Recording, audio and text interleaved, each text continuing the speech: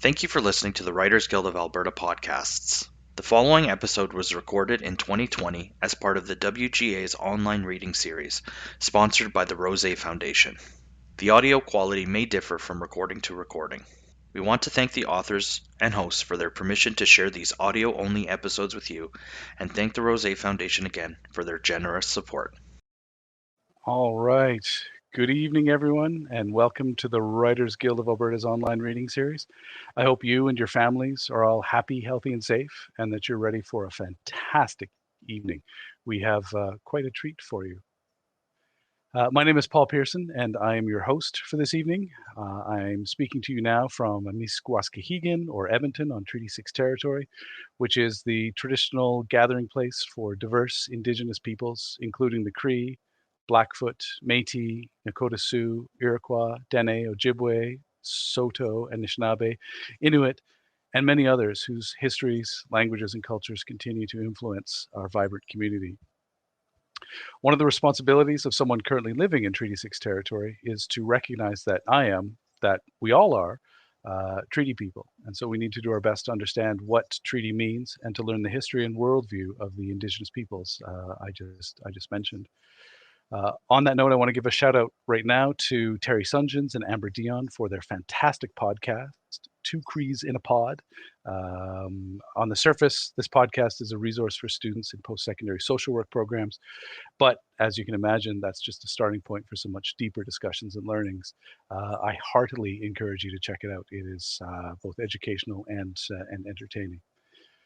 Before we bring Kat Cameron on, I'd like to thank the Writers Guild of Alberta for putting this series on, and give out a huge thanks to the Rosé Foundation for providing generous funding to make this series happen. These are interesting and not altogether awesome times, especially for people who live by sharing their art with other people, often in person. The opportunity to connect writers and readers online when we can't do it in person is sorely needed and very, very much appreciated. Now, to our reader, Kat Cameron.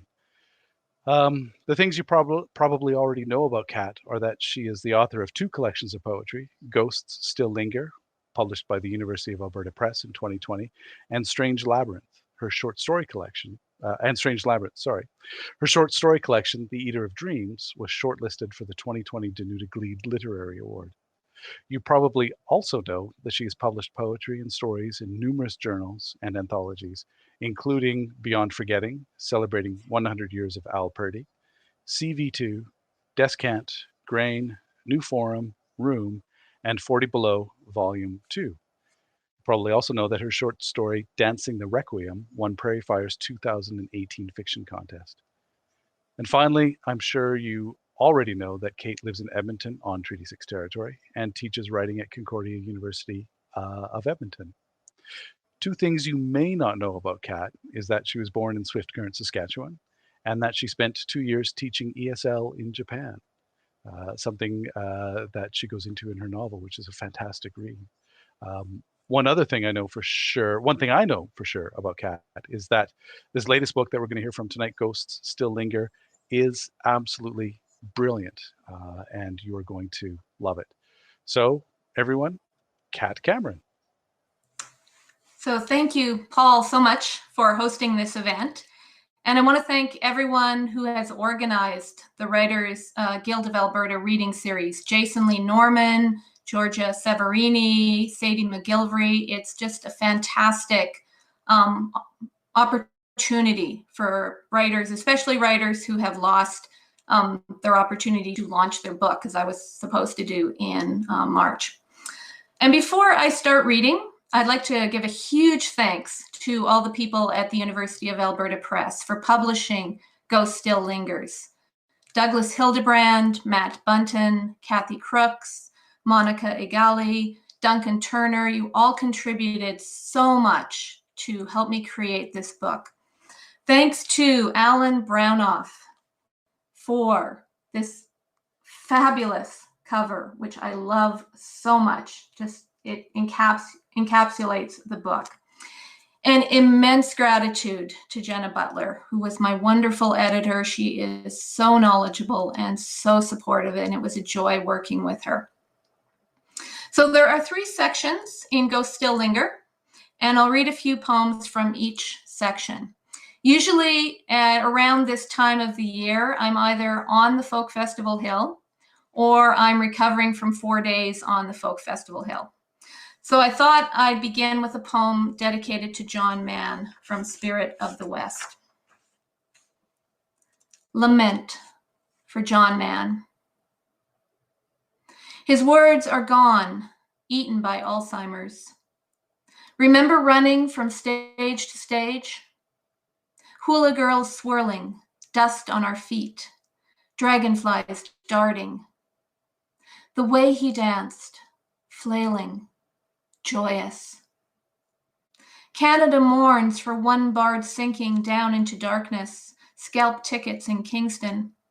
But I am grieving the last Commodore concert when he read his words from an iPad screen. Remember dancing to the beat of the bodhrán? His words are gone, but John Mann dances.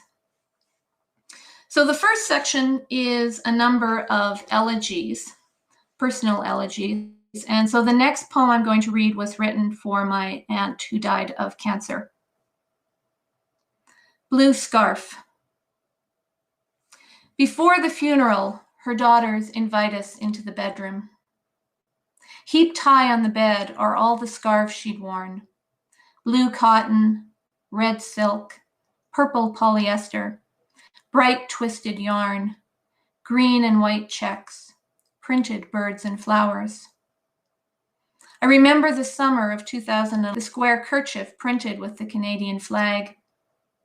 When we arrived in South River, Bee came out on the deck, her hair thinned by chemo, hidden under the flag. On Canada Day, surrounded by grandchildren, she is the center of every picture, smiling, her arthritic hands bent backwards at the wrist. I choose a blue, the color of her eyes. Later in the church, each niece is wrapped in the sign of mourning. And so the second section is titled Alberta Advantage. And it's a series of poems written to document both the beauty of the Alberta landscape and the loss that we are experiencing. And I'll start with Athabasca Glacier, which documents the receding glaciers. In 2014, I saw an exhibit of Lauren Harris's paintings and Byron Harmon's photographs at the Art Gallery of Alberta. So this poem was written in response to that exhibit and to a trip that I took to the Athabasca Glacier. Athabasca Glacier, 1924. Blue.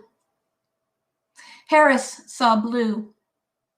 Sheets of blue ice, colossal geometry, a triangle, a rhomboid. On a blank page of snow, he slashed lines of primal color, more than a glacier, primitive, mysteries encapsulating form. His indigo glows. White. A photograph of the 6-week expedition shows 4 pack horses crossing an expanse of clear white, horses hock deep in snow, led by a silhouetted cowboy in chaps. Harmon composed the shot in f-stops, white made visible by the crenellations of the dark peaks behind, a bowl of light spilling outward to fill the frame.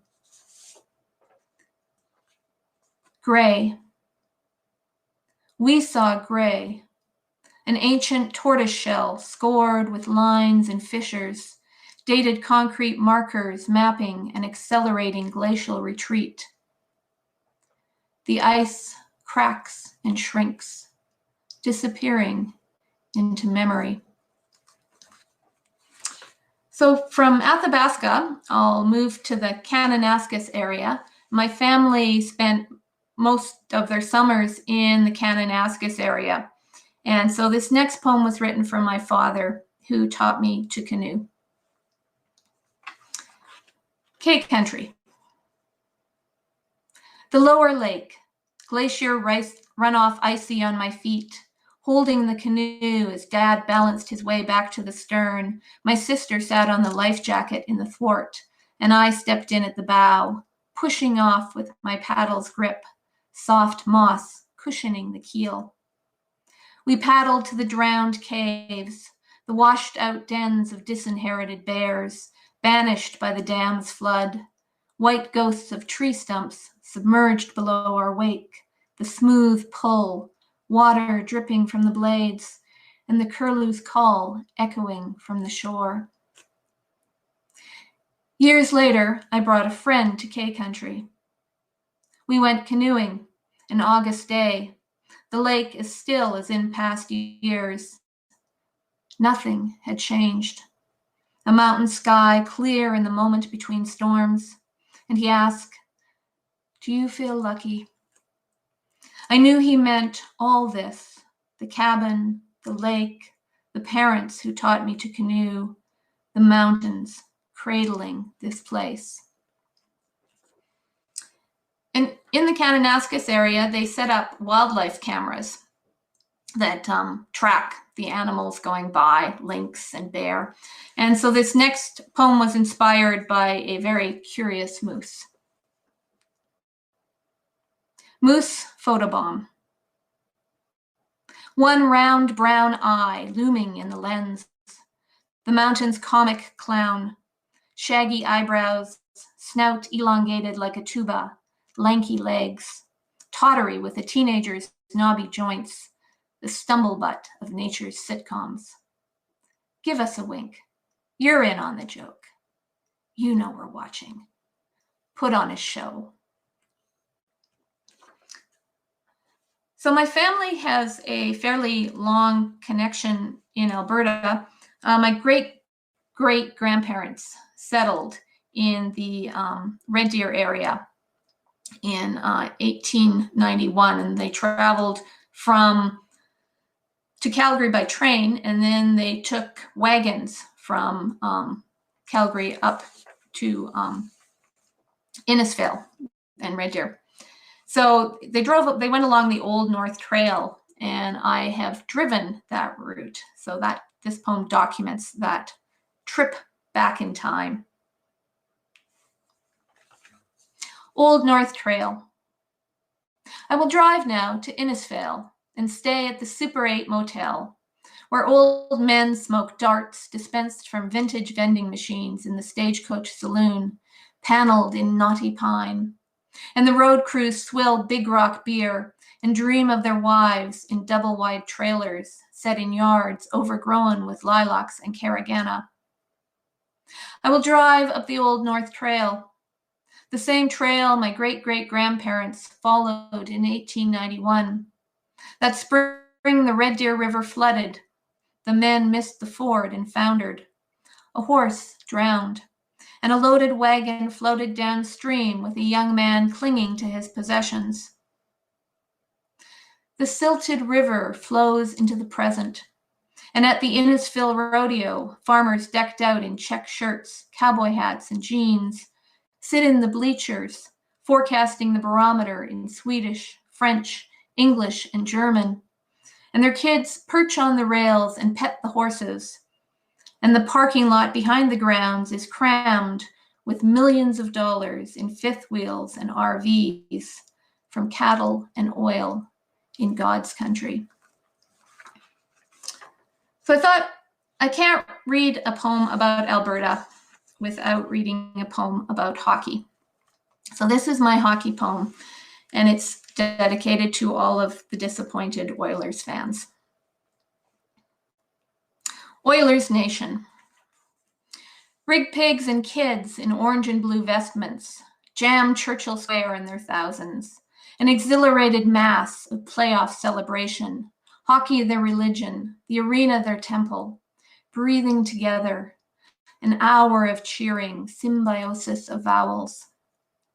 Hours later, the acolytes gather in the forum, mosaic floor shaking with their stamping. He shoots, he scores, their call and response. And when the game ends and the season is over, They're still believing. This time next year. And I'll end this section with a poem for Edmonton and Calgary. YEG/YYC. Two dust-dry boom towns. Tyrannosaurus, Brontosaurus, Albertosaurus. Two frontier cowboys trying to piss on the biggest territory. Long-legged construction cranes stalk prairie horizons. And so the final section of the book was written after my husband and I took a trip to Wyoming in 2013. And we were going to Devil's Tower, but on the way we stopped in Cody, Wyoming. And there's a museum there that has artifacts of Buffalo Bill and his wife and his children and Annie Oakley. And at the museum, I saw Annie's hat and one of her guns and the glass targets that she would shoot in the air. So they were glass balls, and they were about the size of two fists. And they would fill them with sawdust and feathers. And then they would fire them into the air, and Annie would shoot them down. And so that exhibit inspired the Annie Oakley poems. And of course, it's Annie Oakley on the front cover of my book. Little sure shot. Annie Oakley Butler, 1860 to 1926. Born Phoebe Ann Mosey in a log cabin, 6th of 9 children. 2 sisters died. 1 brother died. Her father, caught in a blizzard, died. Trapping at 7, hunting at 8, abandoned at 9 to a foster family she called the Wolves. Starved, mistreated, locked out in the snow. She escaped at 11, found refuge in Darke County Infirmary. Learned to read, to embroider, to survive. Met Frank Butler in Cincinnati when she was 15 or 21. In the arena, she shot cigarettes and coins from her trusting husband's hand. Some woman wished she would miss. Miss Annie Oakley dressed like a lady in hand-sewn dresses embroidered in wild roses. Shooting over her shoulder, her eyes fixed on a mirror, she sliced playing cards in half. Smashed glass targets shot into the air. 900 in 8 hours. At 5'0", she was no threat to the men who complimented her on her ladylike manner. Would the act have worked if she hadn't skipped into the arena blowing kisses, if she hadn't done that cute little kick at the end of each show? An image cultivated as carefully as a homesteader's garden. Glass targets in a museum case. They always put woman behind glass. Annie smashed hundreds, amber or cobalt blue, mold blown by Agnew and Brown, exploding in a shower of feathers and sawdust that coated the crowd below. In a shooting contest, she beat Frank Butler by 1 shot to win a $100 bet. But Annie Get Your Gun changes the story. She loses. Annie, keep breaking those spheres above our heads. Targets clear as glass. No tricks, no lies. Thank you very much.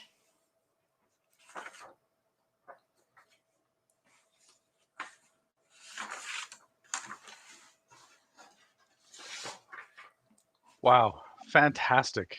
Thank you so much, Kat, for sharing those poems. If we were doing this in person, I would ask everyone to give Kat another huge round of applause for that reading. That was super great. As it is, we're going to do a bit of a Q&A now. You are able to participate in the Q&A. I encourage you to enter your question or comments or a shout out in the chat window in YouTube. You do need to be signed in to YouTube using your Google account to do that, however. So if you haven't had a chance to do that yet, that's what you need to do. I will take any questions that you have and pose them to Kat. But to get us started, Kat, could you tell us, where did the title come from? I usually have a draft title that changes several times. I remember in your reading you said you start with the title. I end with the title. I go through several titles. And so when I had the entire collection together, I realized that there were ghosts or memories in all three sections. There were more personal ghosts in the first section. There were sort of ghost memories of the landscape of Alberta as it was in the 70s and 80s when I was growing up in the second section. And then the ghosts of Western history, the Annie Oakley and Buffalo Bill family poems in the third sections. And so I went through the book, and I actually took the title from one of my poems from Bastille Day. The lines are, "Despite the coins dropped in metal slots, the ghosts still linger. We cannot buy them off." So that's where the title came from. And interestingly, I was just reading an article in Rolling Stone this week, and the author noted humanity's ability to forget the past. So I just wanted to quote a line. "Fluidity of memory and a capacity to forget is perhaps the most haunting trait of our species. As history confirms, it allows us to come to terms with any degree of social, moral, or environmental degradation." And that really resonated with me, because when I write, I often ask myself, who or what do we remember? So trying to remember the ghosts that are still there. So. Wow, there's a lot going on in those three small words, eh? Yeah, I hope so. Yeah, right on. You talked a little bit about your family's connection to Alberta, and of course the Alberta Advantage section of the book focuses on the Albertan landscape. Can you tell us a bit about your connection with Alberta? Okay, as you said, I was born in Swift Current, Saskatchewan, but my father's family goes all the way back to 1891 in Alberta. They were settlers in the Red Deer area. And we moved back to Edmonton, when I was quite young. So I grew up in Edmonton, and then I've lived in Ontario for several years since then. I was doing degrees at the University of New Brunswick, lived in the Maritimes. I taught in Japan for 2 years, but I just keep coming back to Alberta. So I've been back living in Alberta now for 16 years since. So longest time I've been in Alberta since I was quite young. Wow. It does have a certain gravity, doesn't it? Yes, it pulls you in, it pulls you back. Just when you think you're out. So, I mean, the other half of the book is about Wyoming. Could you tell us, what the inspiration or genesis was for those Wyoming poems?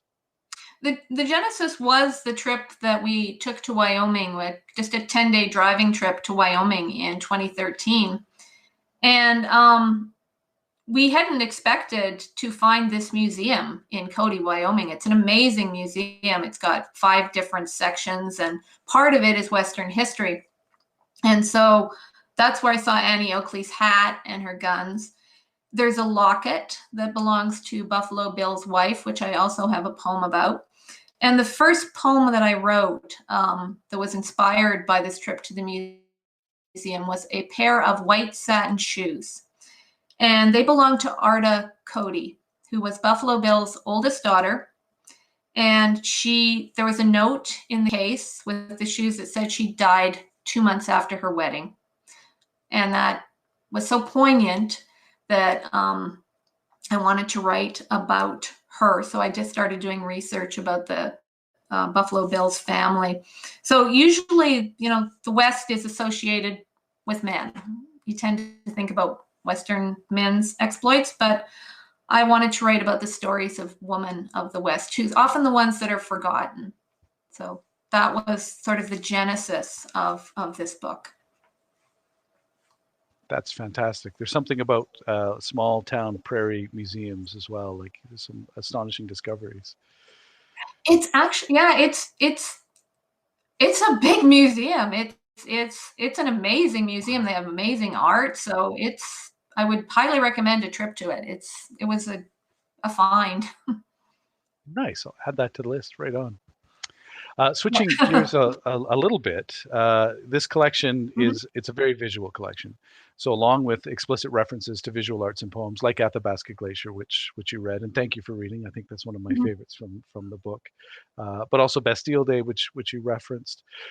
There's a lot of light in these poems, and I think even more than light, there's a lot of colors, which sometimes you don't see a lot of in poems. I'm wondering, what role do other art forms play in your own artistic practice? Well, I have studied photography. I'm an amateur, but I do enjoy taking photos as a hobby. In terms of the art, my mom's an artist. So she's a painter.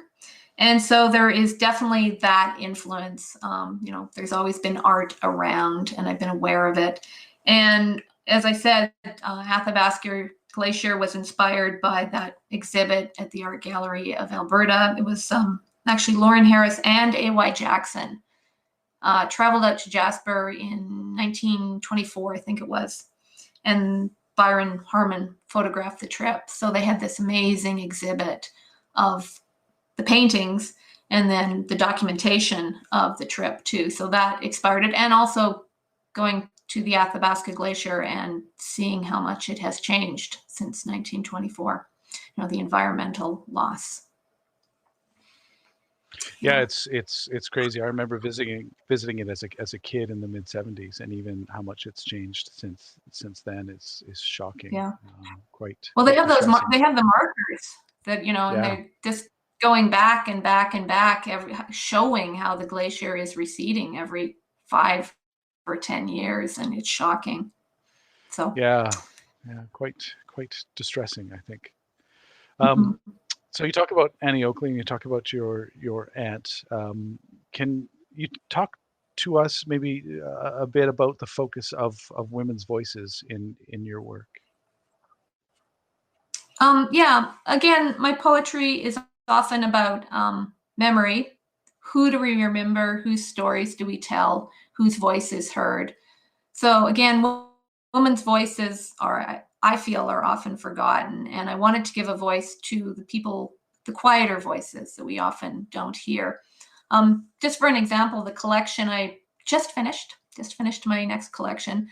And again, art ties in because it's about the pre-Raphaelites, but it's about part of it is about the pre-Raphaelite models, their muses, Elizabeth Siddell and Jane Morris. So the woman that they were painting.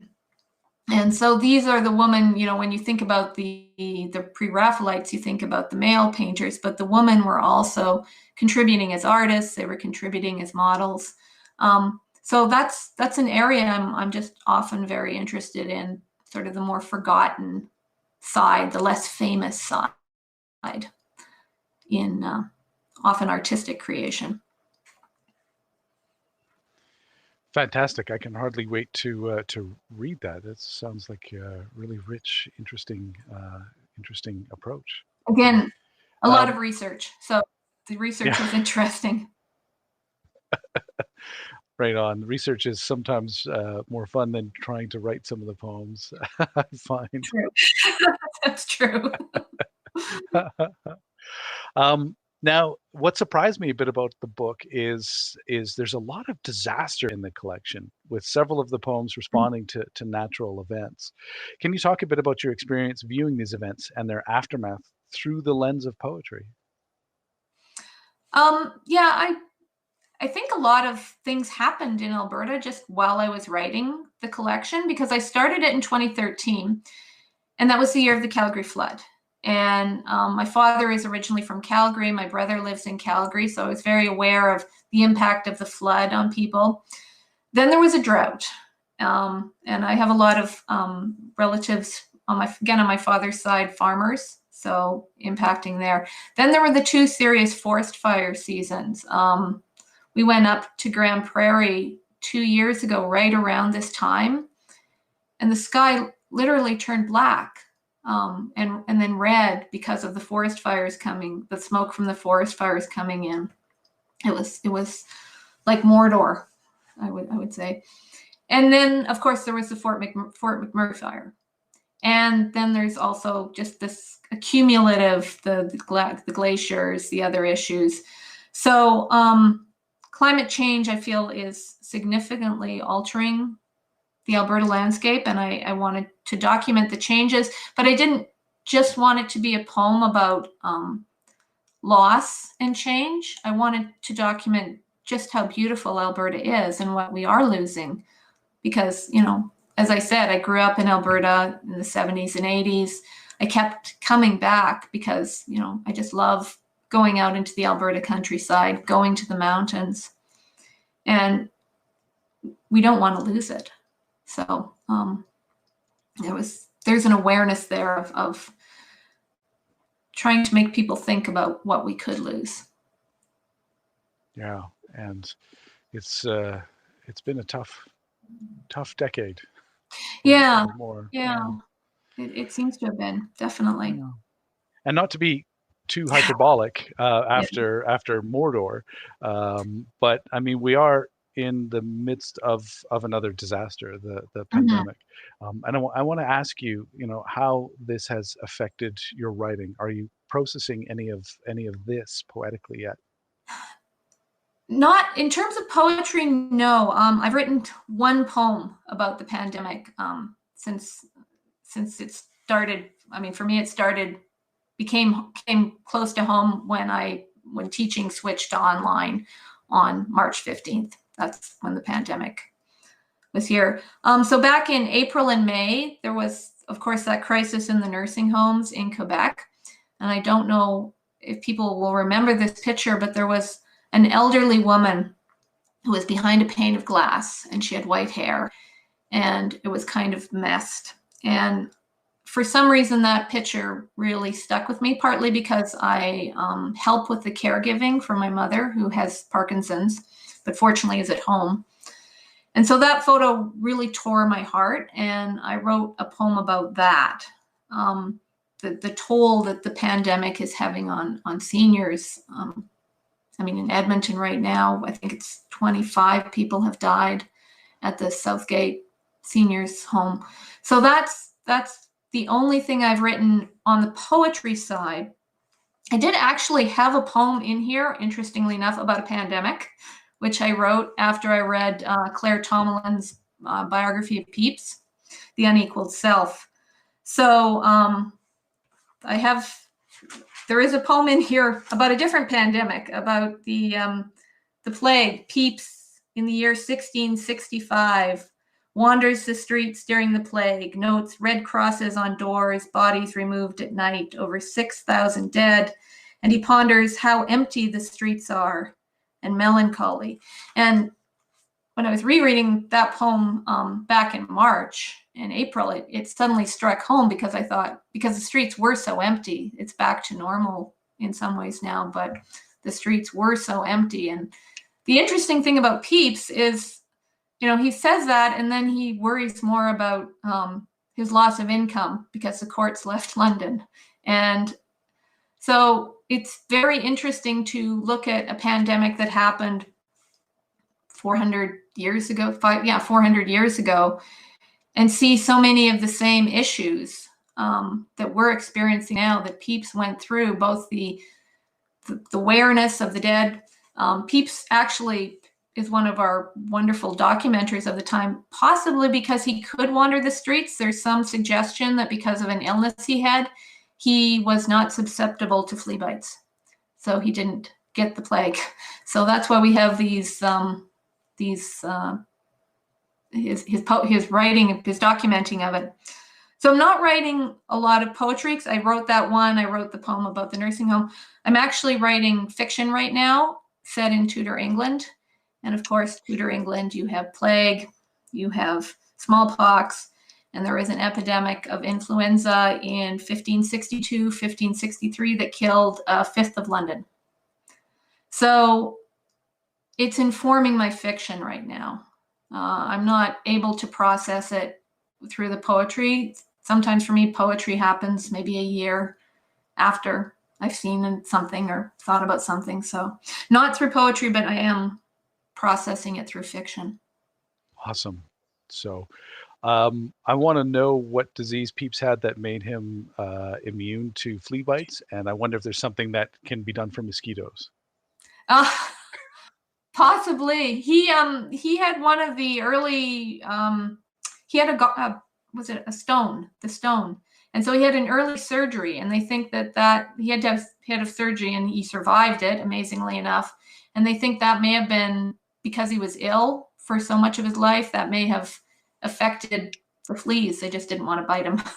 Wow. That's speculation. We don't know why, but he does seem to have been he writes himself that he was fairly he was not immune, but they didn't bite him. They bite someone in the bed next to him, but not him. Somebody who had more blood. An interesting point too. Or it tasted better or something. Yeah. There you go. An interesting point about the difficulty in making a living as an artist back then during a pandemic as it is now. And this is a perfect segue to throw another shout out to the Rosé Foundation for supporting this reading series and putting a little bit of change in the pockets of artists during this time. So we know what you're writing right now. What are you reading right now? Actually, I have another. I'm reading Guillotine. It's a book by Eduardo C. Corral. And last year in May, I was at Banff, the Banff Poetry Writing Studio, and he was my mentor, one of my mentors in 2019. And so his book documents the experiences of people on the U.S.-Mexico border.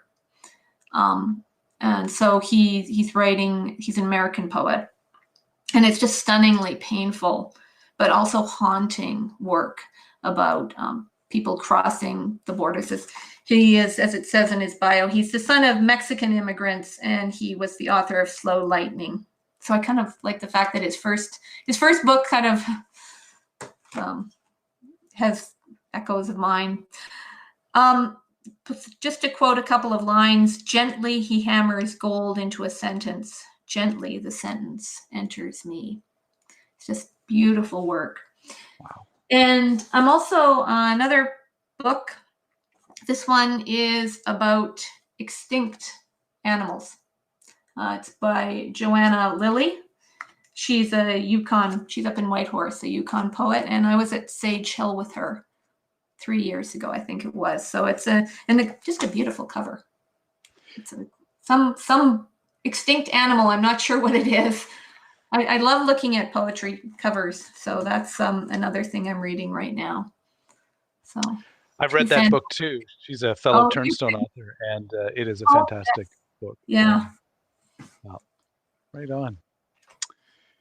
And your book, where is it currently available?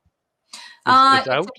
It's available at Audrey's. It's available through the U of A Press and other distributors. But yeah, definitely. I know Audrey's has a few copies in right now, so it's available. I notice you have it behind you too. Thank you. And maybe we can ask Sadie and the Guild to put the names of those two books, the Joanna Lilley book and the other book of poetry, up in the notes for this, so people can track them down for themselves as well. So before we wrap up, I was just wondering if you had any final thoughts that you wanted to share with us, or another snippet of poetry, not to put you on the spot, but I could read in. Read another poem. I mean, I'll just read the Peeps poem. Sure, that would be fantastic. I'll read a diary. This is my pandemic poem written several years ago. A diary. And so I am reading Pepys, that hypocrite, blackening his wife's eye and then nipping down to the tavern to fondle Bess, the serving wench, and recording all of it. His morning coffee, books bought, sums earned, his amours written in Latin shorthand, meetings with his patron, Lord Sandwich, such a name, hangovers, the king, prophets turned. Pepys in the year 1665 wanders the streets during the plague, notes red crosses on doors, bodies removed at night, over 6,000 dead, and he ponders how empty the streets are and melancholy. All through the summer, he listens to bells tolling each death, except Quakers and Jews, yet remarks he feels the greatest joy. He exhibits an untroubled conscience. In December writes, "Thus ends this year to my great joy." Before he adds up his profits, his estates increase through diligence. He ends, "Pray God, continue the plague's decrease, but only so the court may return." He's a fascinating character. He's not very likable in some ways, but always interesting. There you go. Yes. And when this year ends, to our great pleasure, maybe we'll be able to once again read poetry and share poetry in person. I hope so. In the meantime, I want to thank you for the fantastic reading tonight, for sharing your poems and giving us a glimpse of some of the creative work that went on behind the scenes. Everyone, another round of applause for Kat Cameron. That was so good. That about does it for tonight. I'd like to thank Sadie and Jason and Georgia and all the fine folks at the Writers Guild for putting this series on. Again, thanks to the Rosé Foundation for their support. I also like to let you know that the next live online reading in the series is happening on Thursday, August 20th at 7 p.m., where Annette Lapointe is going to read from her book, And This Is the Cure. So I encourage you to check back for that. My understanding, the Guild is also keeping these videos of the recordings of all the readings up on their YouTube site. So feel free to share them with your friends and loved ones, and go out and buy Kat's book. You won't regret it, I promise. Thank you, everyone, for joining in tonight, and I look forward to seeing you again in person. Good night. Nate.